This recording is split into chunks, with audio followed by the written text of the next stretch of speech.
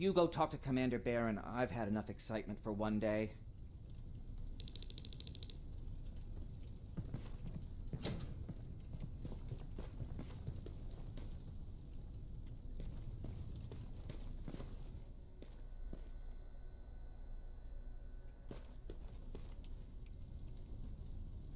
Hey, glad to see you alive. Thanks for sticking your neck out for us.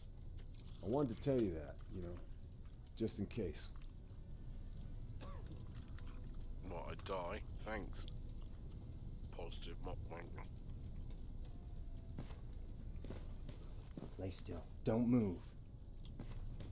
Thanks for getting us out of there, Sergeant. Jacob. What's in your mind? Ever since you asked me about Peter, I can't stop thinking about him. Like a teenage girl. That's your fault, young man.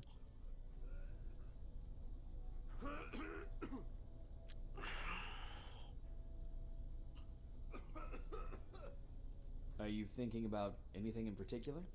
About the day we first met. It was long before Judgment Day. I was getting coffee on my way to school. I noticed him because he was buying tea in a coffee shop. I don't know why, but that made me smile. Maybe it's stupid. Maybe I should stop thinking about him. He's probably dead by now. God knows he can't take care of himself.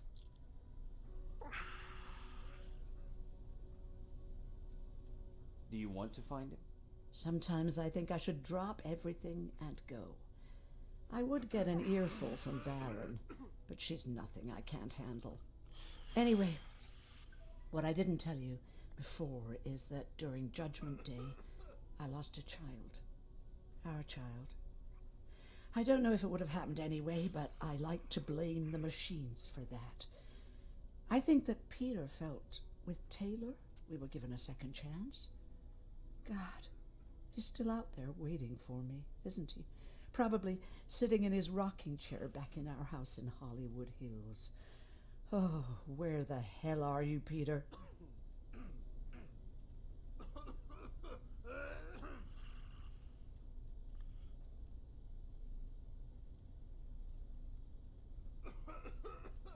How are the wounded doing?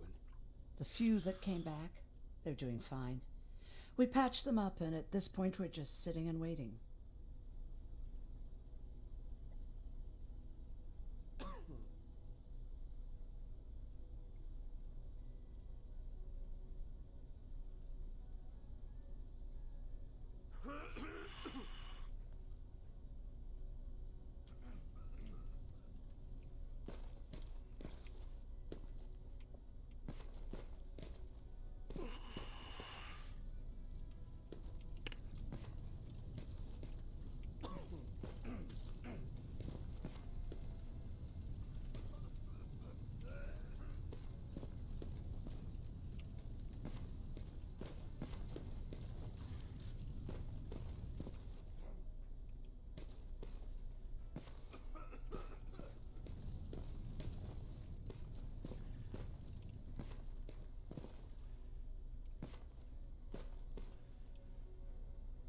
Rivers, you want to explain to me what the hell happened?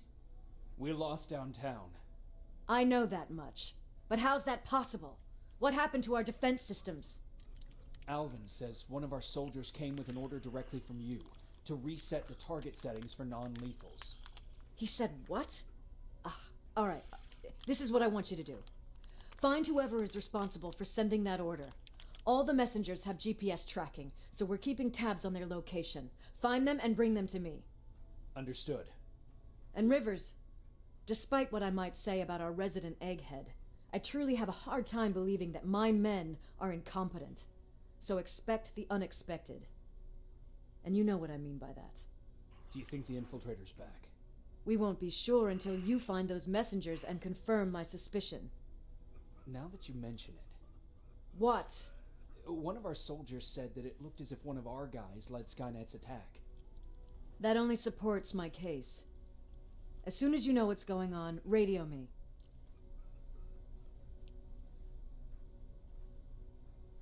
Who's Perry? You mentioned him before. The best soldier I ever fought beside. He was the one who brought me into the Resistance. It's actually a funny story. Years ago, when I was just a kid, I saw a Skynet drone attacking some guy. Without thinking, I grabbed a rock and jumped on it. The guy was screaming the whole time while I beat the metal to the ground. Only when I was done did I realize he was trying to stop me.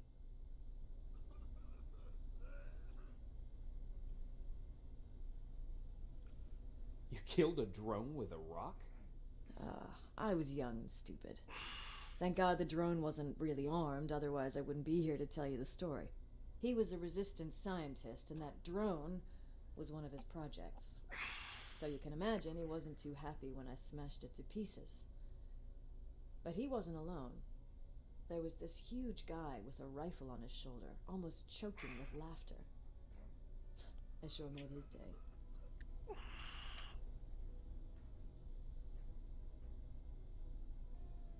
That huge guy. Was that Perry? Yes, it was. Commander Perry was in charge of this division before me. That scientist later told me that was the first time he ever heard Perry laugh. Somehow, Perry and I connected. He taught me how to channel my anger and get it under control. He introduced me to Connor, and that's how I got to the 132nd.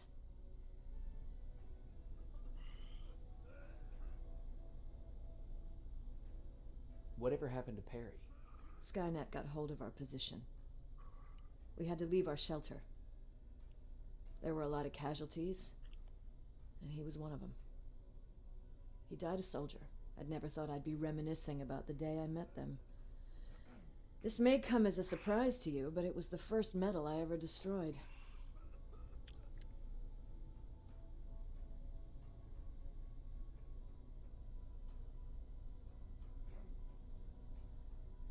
I'm not surprised.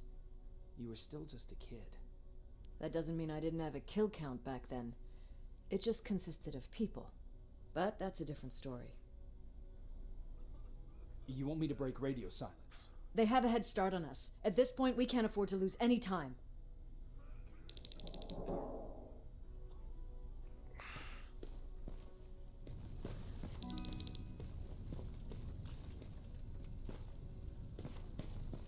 Jacob, got a minute? What's up? I know you're busy, but I found something. Something I think you'll like. A tape from back in the day. I want to play it for you, but my boombox is busted. So if you're out there and find one that works, bring it to me, okay? Can't you ask Jennifer or one of the other scavengers for help? I already did, but they couldn't find anything. Just think about it, okay?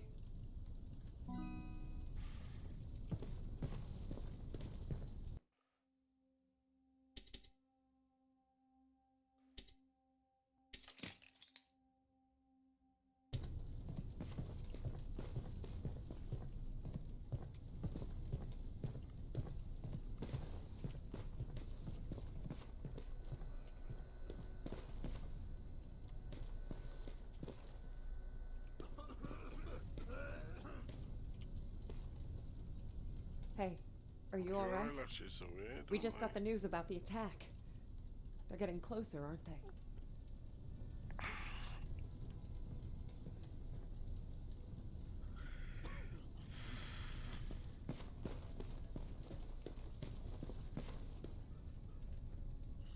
Do you need it? Can I see your hardware?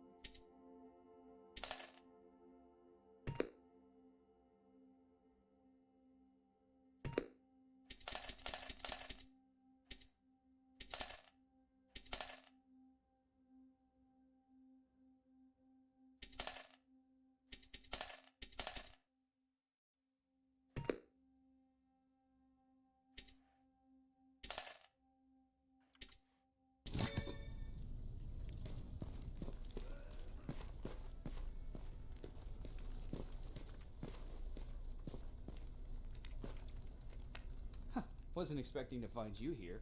I always seem to be out these days. Yeah, that's true. Lately, I've been making extra runs to stock up on resources. The truth is, I was even thinking about leaving. But right now, I'm just waiting for my team to head back to downtown to look for other survivors. Let's hope there still are some.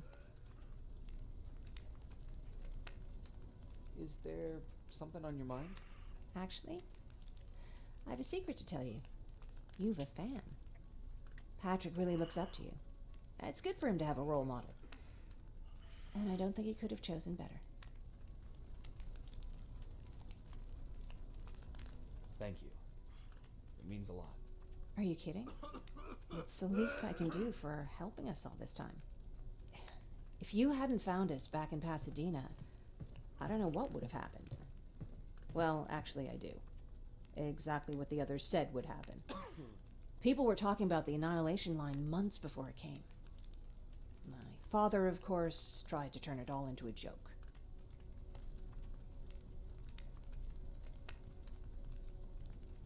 But what did you think about it?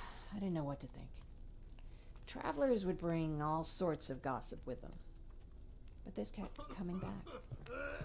When Patrick asked me if I was scared, I lied and said that I wasn't. You could feel the mood change at the house. The community my father tried to build started falling apart. Fewer and fewer people were coming by, and if they did, they weren't always friendly. We started to notice things going missing. Little things at first. People got nervous, and with time, it even got to my father. Did it ever get to you? Of course it did. For the first time in my life, there were only the three of us at the house. After a while, my father changed the sign from welcome to beware. He put a lock on the door and started carrying a shotgun. I didn't even know he owned a gun. He always said he didn't believe in them. I wanted us to leave our house and run, but he didn't want to listen. Said it was the only place he could keep us safe. Thanks for letting me spill my guts like that. I see that Patrick's doing better. He is. He's a fighter. Certainly has more courage than I do. Why did you want to leave? In the face of what's going on now, it will sound stupid, but it just got to be a bit much, you know? With Patrick hurt, I started to wonder if I'm even doing him any good by sticking around. I've been trying to protect him all this time, but I couldn't. I've proven that much already. First in Pasadena, then at our hideout. I was thinking that maybe he'd be safer here at the shelter. But don't worry, I changed my mind since.